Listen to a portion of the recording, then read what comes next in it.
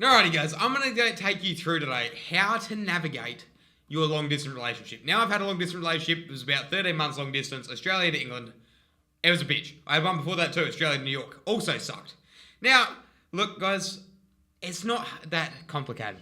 Communication is everything.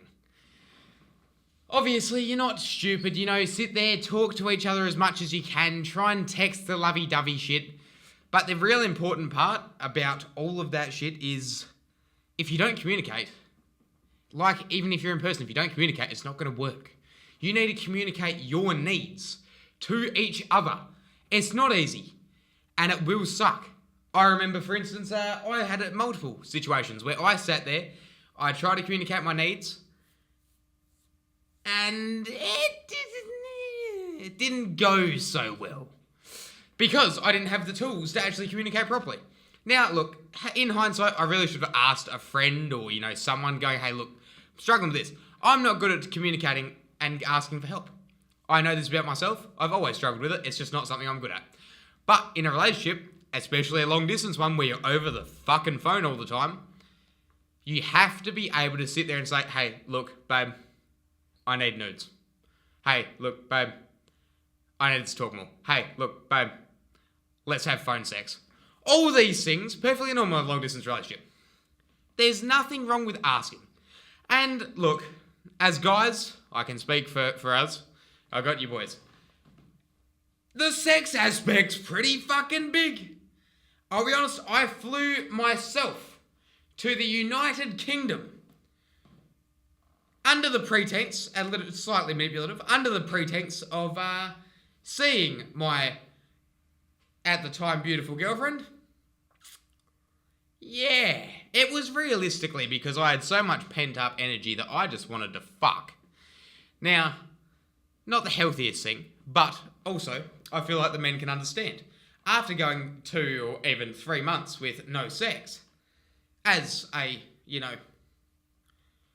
lover of the action, very hard, very, very hard. And obviously, I had to communicate, when I'm there, we need to have lots of sex. Because that's how guys feel connected to women. Women feel connected via emotions and all this other crap. We feel connected via sex. Very simple. Now, you just have to, women struggle with this more than guys. Girls, you have to send some form of sexual relief or some form of sexual something to your boys. Look, we're pretty good. Most of the time, guys can keep our sexual wants and desires under control. But after a few months, as I say, not easy. So girls, you need to send the nudes. You need to get the sex going. FaceTime sex. We won't talk about that. Dark times. Dark times. Anyway. Guys, you also need to try and make some sort of effort. Look, I myself could not do it without having gone probably once or twice a quarter to go see any of the girls that I was with when we were long distance. If you can, all power to you. I myself could not. I'd have rather spent the money and not eaten for a week. I went with cold water because at the time the businesses were struggling in that. I went without cold water for, 4 months? Because I didn't want the $3,000 that I was going to spend on the flights. Funnily enough, the water system shit itself and that was $3,000. So you have to kind of do a bit of give and take. If one person's got a good job, help out with the cash side of things, man. Now, guys, this is going to suck. But do you know what? Suck it the fuck up, you men. Get over it. Send the flowers. If you're not smart enough to work out how to send flowers, then I can't help you. Click the fuck off this video. Actually, hit the like button, then click off this video. But Uber them from Woolworths, Tesco, Walmart, fucking a flower joint, you can get them delivered. I don't care. Little things like that add up. They mean a lot. Your girl's on her period. Send her some ice cream from fucking Tesco, Walmart, Amart. I don't give a fuck. Send her some ice cream. Send her a drink. Little things really mean a lot. And they do. They really do add up. And I get it's expensive. I get it's a pain in the ass. Guys, we don't see a value in some flowers that are going to fucking die in a week. But they do. So do it. Grow the fuck up and do it. Now, I've also got my little list here. Yeah, actually, to be fair, this one's probably the most important. You need to understand you're both going through the same shit. It's hard. It sucks. Neither of you want to do it, but you are. You've chosen to do this together. So you need to understand there's going to be mistakes. There's going to be miscommunications on both sides. There's going to be arguments that suck and last a week, even 2 weeks if they're big enough. But guys, that's just the unfortunate reality of talking over the phone. There's going to be miscommunications. There's going to be lots. Fuck me, you can get in an argument over anything. Especially when it's on the phone. You know, why didn't you phone me? You know, what were you doing? Your insecurities will come out. And I mean that. You sit there and go, nah, I'm not really a jealous dude. And me, I speak from experience. I, myself, not really a jealous dude. Couldn't give a fuck. But when, you know, there's quite literally an entire globe away and we haven't had sex or had any form of, good times, per se, in a week where we've talked on the phone, we've just, either talked about an argument or had an argument, and then it's fucking, they go out with a couple of friends for some drinks, you sit there and go, nah, I don't like that, this makes me uncomfortable. And look, that's perfectly normal. I wish I had someone tell me that at the time, because I was sat there going, what the fuck is wrong with me? Like, this shouldn't faze me. I don't really care. Nothing's going to happen. But nothing did happen, and my insecurities came out. I sat there and all the insecurities that I'd ever had that I didn't even know I had, because they never came out because I was seeing the person all the time, bang, instantly. Good way, if you're not prepared to understand that it's going to come out and you're both going to make mistakes, bear in mind, it's coming out on both sides, both your insecurities.